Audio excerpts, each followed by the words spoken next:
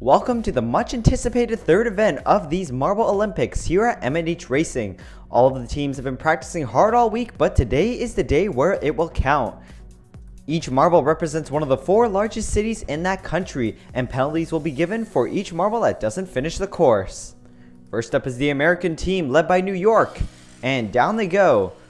They're showing great form through the curves and spirals, staying close together down the first jump. They managed superbly down the first real challenge of the course, known as Cliff Jr.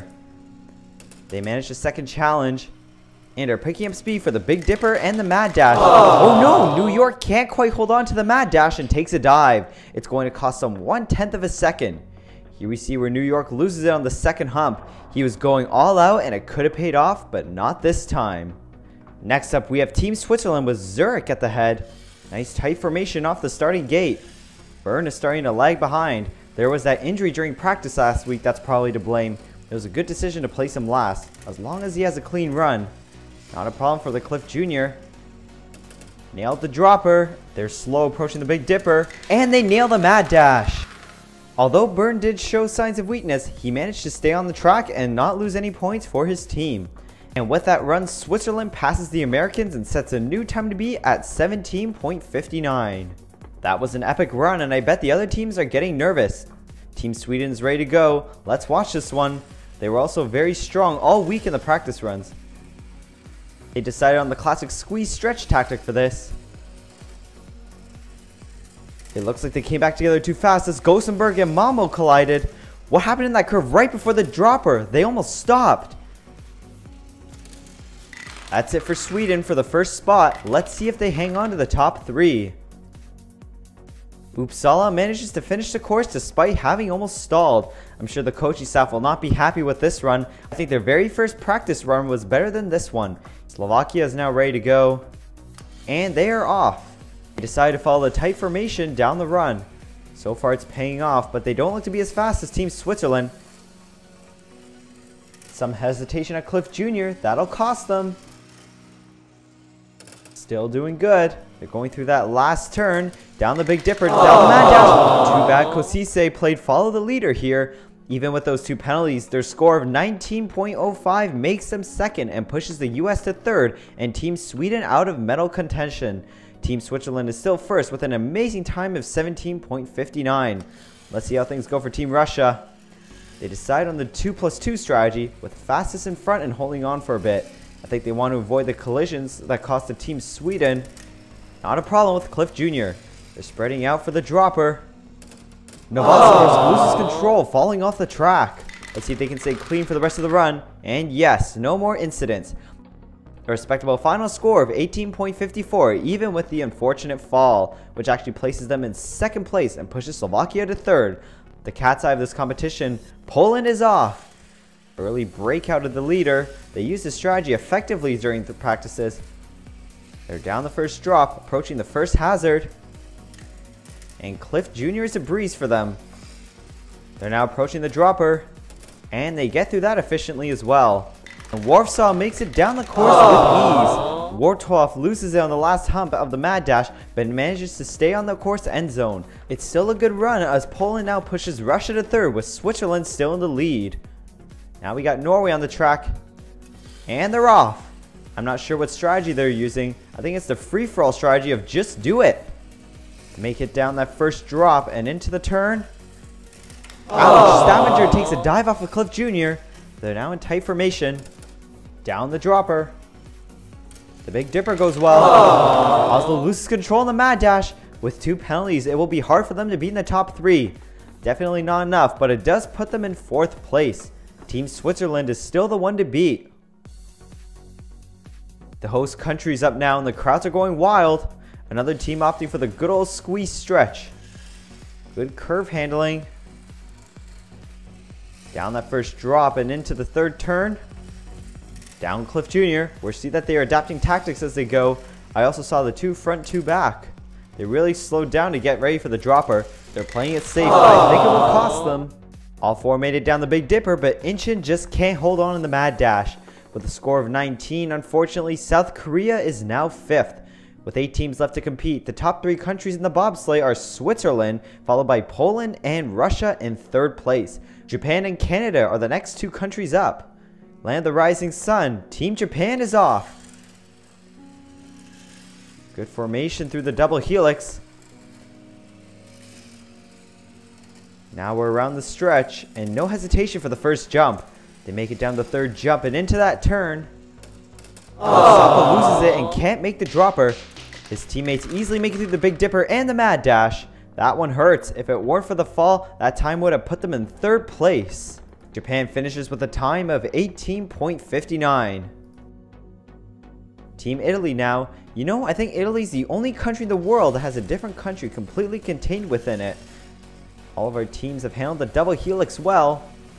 It looks like they're playing it safe. During one practice run, all members of the Team Italy actually fell off the course. I think that may explain them holding them back. A clean run, but playing it safe ended up costing them valuable milliseconds and squarely out of medal contention. Team Switzerland put the bar high, and I don't think anyone can just play it safe at this point. Team France is up next, and they are off. They're really spreading out. It's the first team I see using such a disciplined 1-2-1 formation. Let's see if it pays off. That did not sound good. Toulouse fell off Cliff Jr. just barely in camera range. They're spooked now, all slowed right down. And there's another penalty. Leon loses it in the Mad Dash. Not the best run we've seen by the French at all. That run puts them dead last at this point.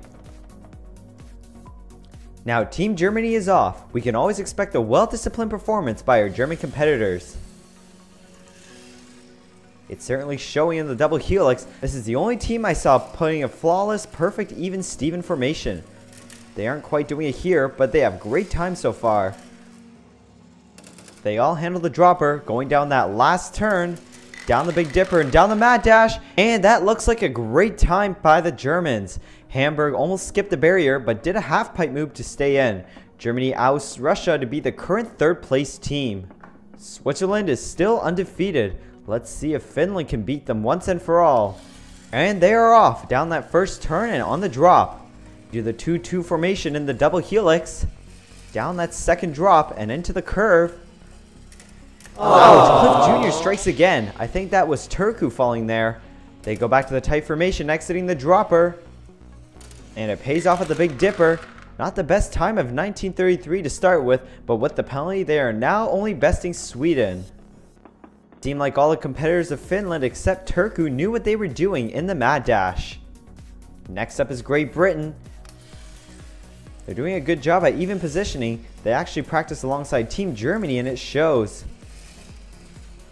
Down that curve. They handle Cliff Jr. with ease. Down that 2nd drop.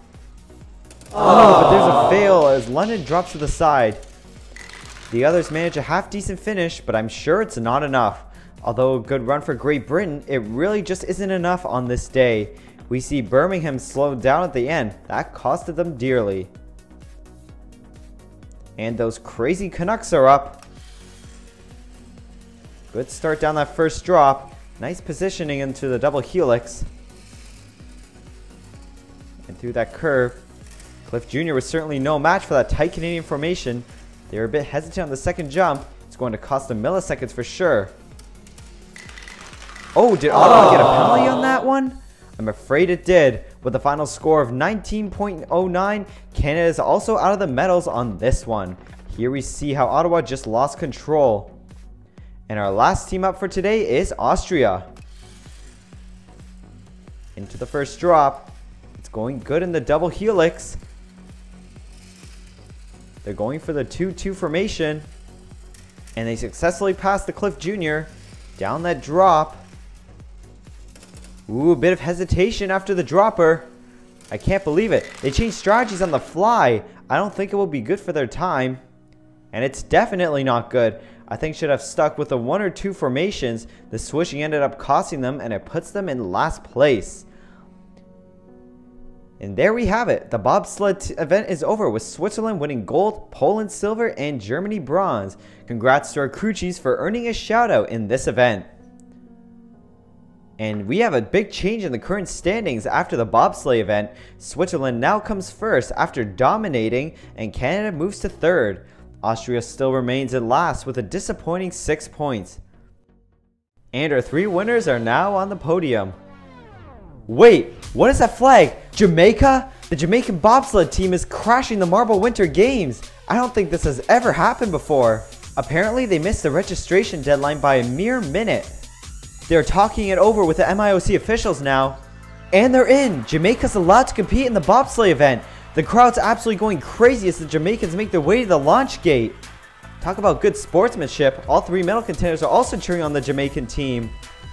I'm just going to be quiet. Let's all enjoy the fun. Good, down that drop. Oh no, first casualty right there. And a second one goes down. Unfortunately, it seemed like they shared the same fate as their human counterparts in the 1988 Calgary Olympics.